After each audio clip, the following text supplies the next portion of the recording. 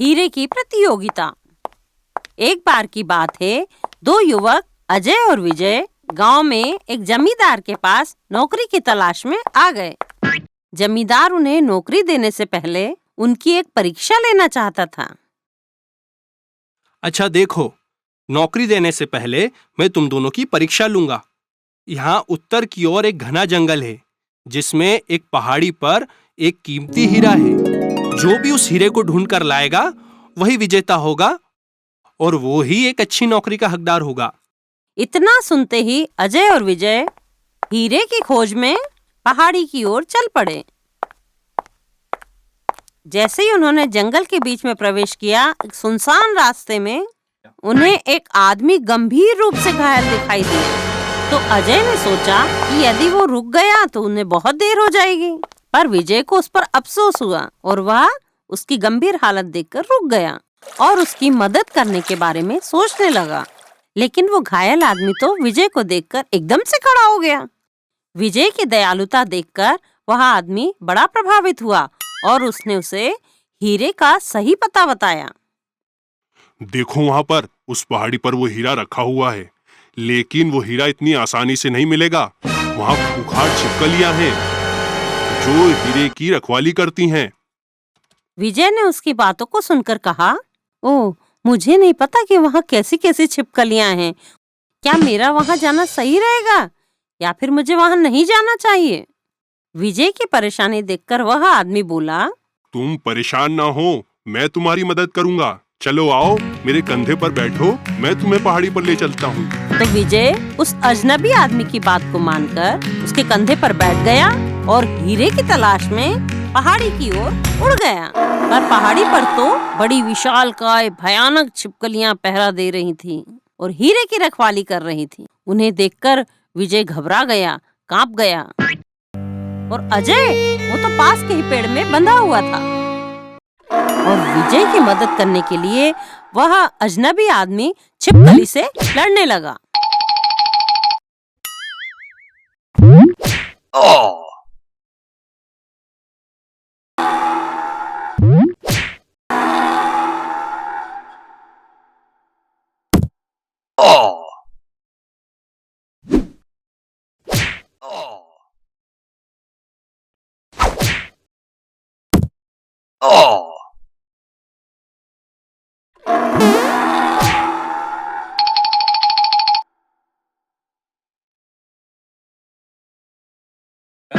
और उस अजनबी आदमी की पिटाई खाकर सारी छिपकलियां भाग गईं। तभी विजय वहां आता है और अजय को पेड़ से बंधी हुई रस्सी से मुक्त कर देता है।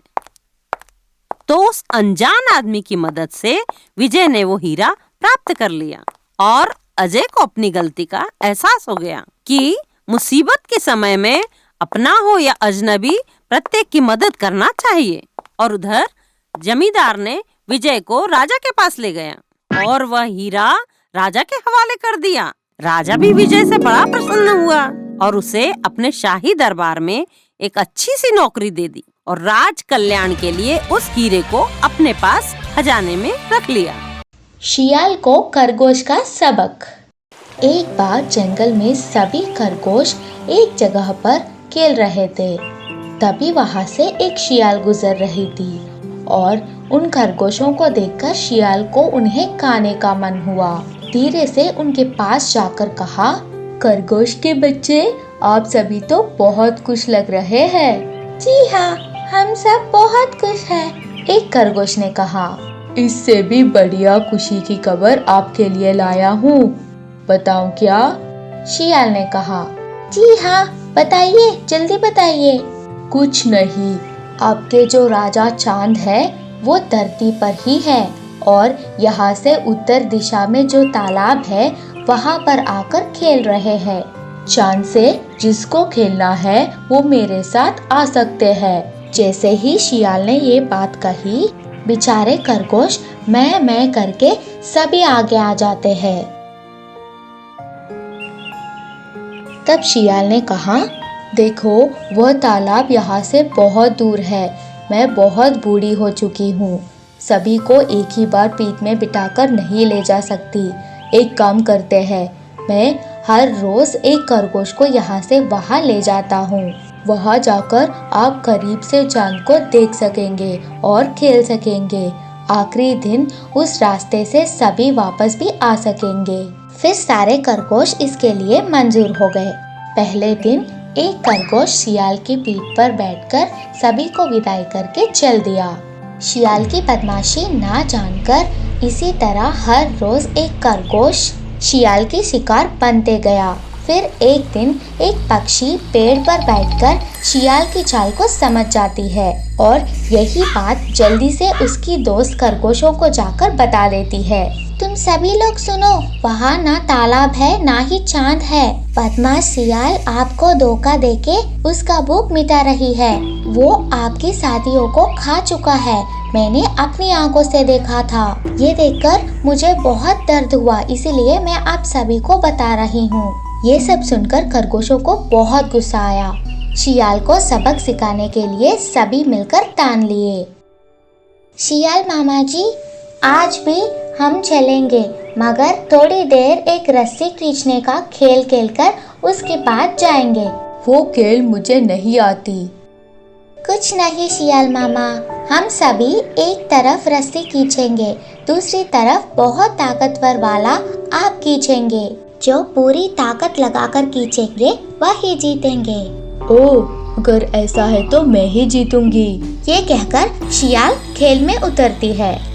खरगोश सारे एक तरफ और शियाल एक तरफ रस्सी को जोर से खींचते हैं। शियाल का जोर को देखकर सभी खरगोश एक बार जोर से खींचकर रस्सी छोड़ देते हैं। शियाल संतुलन खोकर पीछे कुएं में गिर जाती है।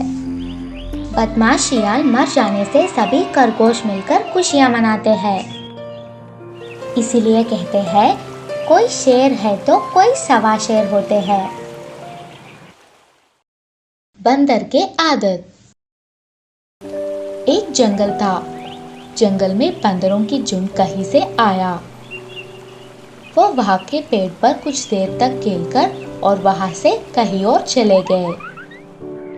उस झुंड से एक बंदर बिछड़कर झुंड को ढूंढ रही थी। वह यहाँ ढूंढते ढूंढते पेड़ के पास गिरा हुआ कुल्हाड़ी दिखाई पड़ी।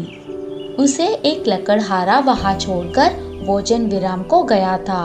बंदर उस कुल्हाड़ी को देखकर बहुत खुश हो गए। इससे तो मैंने पेड़ काटते हुए देखा था कई बार। मैं भी इससे एक पेड़ को आसान से गिरा सकती हूँ। ये बोलकर कुल्हाड़ी को लेकर पेड़ पर कूद गई। फिर एक टहनी को काटने लगी।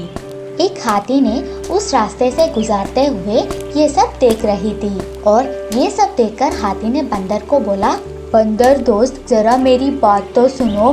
तुमने जिस टहनी पर बैठी हो उसी टहनी को काट रही हो। तुम नीचे गिर जाओगे। आपकी बेवकूफ सुझाव मुझे नहीं चाहिए। तुम यहाँ से जा सकते हो। फिर वापस टहनी काटने लगी। फिर भी बेवकूफ बंदर खतरे में पड़ने वाली समझकर हाथी कई प्रकार की कोशिशें की, मगर बंदर नहीं सुना। गुस्से में बंदर कहने लगा, मेरा शक्ति प्रदर्शन को देखकर आपको ईर्ष्या हो रही है। ये बोलकर वही पेड़ से एक फल तोड़ लिया और उसे हाथी के मुंह पर फेंक दिया। इससे हाथी की मुंह पर चोट लगी और हाथी को समझ में आया कि ये बंदर सिर्फ बेवकूफ ही नहीं बल्कि बदमाश भी है, और वहां से हाथी निकल गया। फिर वापस बंदर टहनी काटना शुरू कर देता है। कुछ देर के बाद टहनी टूटकर बंदर नीचे गिर जाती है। इसीलिए कहते हैं कि बेवकूफ लोगों को समझाने की कोशिश नहीं करनी चाहिए। बाघ के वेश में गधा। कई साल पहले एक गांव में एक धोबी रहता था। उसके पास एक गधा रहती थी। वह गधा कामचोर थी।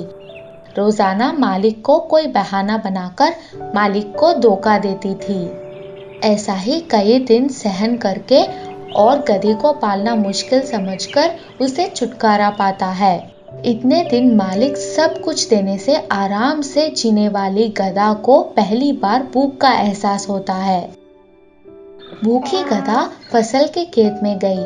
फसल को खराब कर रही गधे को देखकर खेत के रखवाले गधे को दौड़ा दौड़ा कर मारा। उस गधे को एक दिन जंगल से गुजरते समय शेर का चमड़ा दिखा। उसे देखते ही गधे को दिमाग में एक उपाय आया। तुरंत उस उपाय को अमल कर देती है। वो शेर की चमड़ी को लगाकर खेत में जाती है। शेर का चमड़ा पहनने वाला गधे को देखकर खेत के रखवाला शेर शेर आ गया करके वहां से भाग जाता है। उसके बाद गधा खेत में उसका मनपसंद की खाना खा लेती है।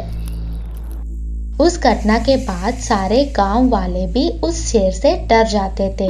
उसके बाद गधे को जब भी भूख लगती है वो मर्जी से खेत में घूमती थी।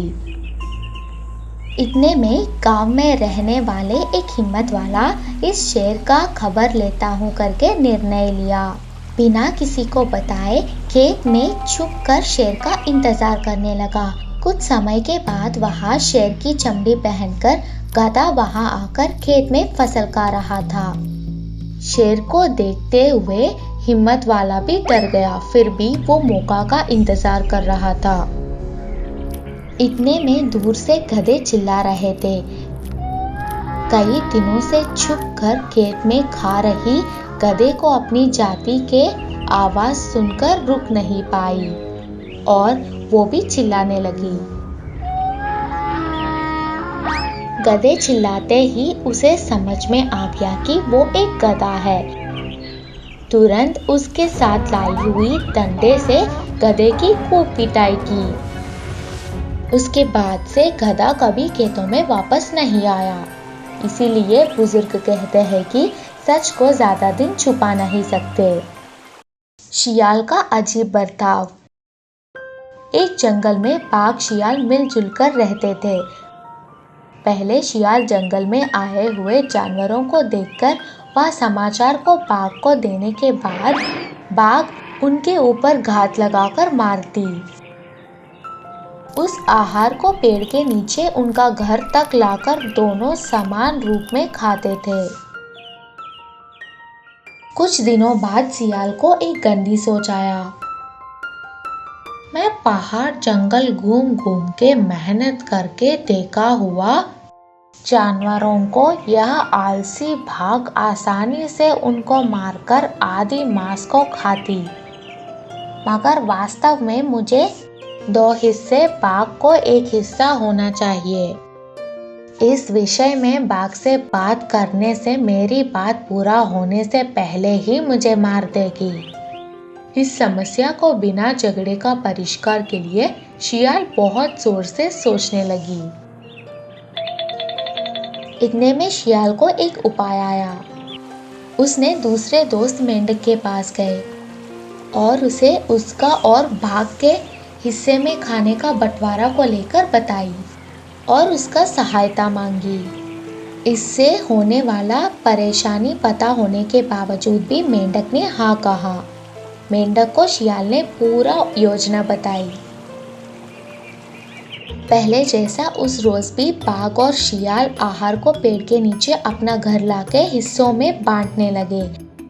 इतने में उसको 2 हिस्सा चाहिए करके शियाल अट गई। उसको बाघ ने मना किया। दोनों के बीच बात बढ़ गई। हम आपस में क्यों लड़े? मुझे 2 हिस्से आने का सही या नहीं पेड़ देवता से ही पूछेंगे। पेड़ देवता आप ही हमारा झगड़े को निपटा सकती है। किसे कितना हिस्सा मिलनी चाहिए आप ही बताओ, शियाल ने कहा। पेड़ के सुराग से बाघ को 1 हिस्सा, शियाल को 2 हिस्से आना चाहिए सुनाई दिया। तब बाघ गुस्से से यह पेड़ देवता है या दूसरा कोई है, बाहर आएगा। ये कहकर सूखी घास लाके पेड़ के सुराग में डालकर आग लगाई। आग से अंदर रह गए मेंढक का बदन आधा जलकर दर्द से बाहर आ गए। आप दोनों को बराबर हिस्सा आना चाहिए। इस बदमाश शियाल की बातें सुनने के लिए मुझे माफ कर दीजिए।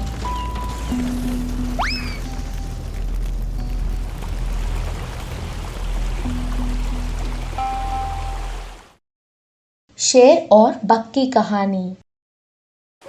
एक जंगल में एक शेर था। वह जानवरों को शिकार करके अपना समय बिताता था। एक दिन शेर एक जानवर को खाते समय उसका हड्डी गले में फंसकर ना बाहर ना अंदर आकर बहुत परेशान हुई। दर्द से जोर जोर से चिल्लाते हुए बेचैन हो गए। बेचारा दर्द से पूरा जंगल में घूम रही थी। घूमते हुए शेर को पेड़ पर बैठा हुआ कौवा दिखाई दी। कौवा दोस्त, मेरे गले में फंसा हुआ हड्डी को क्या आप बाहर निकाल सकते हो? बाद में मैं आपको जो चाहिए वो करूँगा। दर्द को सह नहीं पा रहा हूँ। शेर जी, जन्म से ही हम दोनों शत्रु हैं ना। आपकी बात पर मैं विश्वास नहीं करूँगी। जाओ यहाँ से। अब करने को कुछ नहीं है करके शेर जंगल में चले गए। घूमते हुए शेर को एक पेड़ पर बैठा हुआ बक दिखाई दिया। बक दोस्त, क्या आप मेरे गले में फंसा हुआ हड्डी को बाहर निकाल सकते हो? मुझे बहुत दर्द हो रहा है। ठीक है, जरूरत पड़ने पर एक दूसरों की सहायता करनी चाहिए। वो एक क्रूर जंतु है, वो हमारा शत्रु है। उसके मुंह में मुंह मत लगाओ, वरना वो तुम्हें खा जाएगा। नहीं, शेर का दर्द को मैं देख नहीं पा रही हूँ। शत्रु को भी मुश्किल समय में सहायता करना अच्छी बात है। दोस्त मना करने पर भी वह जाकर उसका लंबी चोंच से शेर के गले में फंसा हुआ हड्डी को निकालकर सहायता की। दोस्त, आपका यह सहायता बहुत बड़ा है। आज से हम दोनों दोस्त हैं। शेर ने प्यार से कहा। बेचारा बक मान गए। दोनों बहुत दिन तक साथ रहे, खेलकर, बात करके और शेर का लाया हुआ शिकारी को खाकर अच्छे दोस्त जैसा समय बिताए। मगर कुछ दिन शिकारी ना मिलने पर भूख से मरे जैसा हो गई शेर। उसके भूख के सामने अच्छे बुरे की मतलब नहीं रहा। वह जब मुसीबत में थी तब बक का किया हुआ सहायता भी भूल गए। बक को सामने देखकर उसको खाके भूख मिटाने से कोई गलती नहीं है, ये सोचकर वो फिर गले में कोई चीज फंस गई करके नाटक किया। बक उस हड्डी को निकालने के लिए शेर की करीब आता है। फिर मौका देखकर एकदम से शेर उसको पकड़ लेता है और फिर उसे खा लेता है। इसीलिए बड़े लोग बताते हैं कि शत्रु से दोस्ती ठीक नहीं है।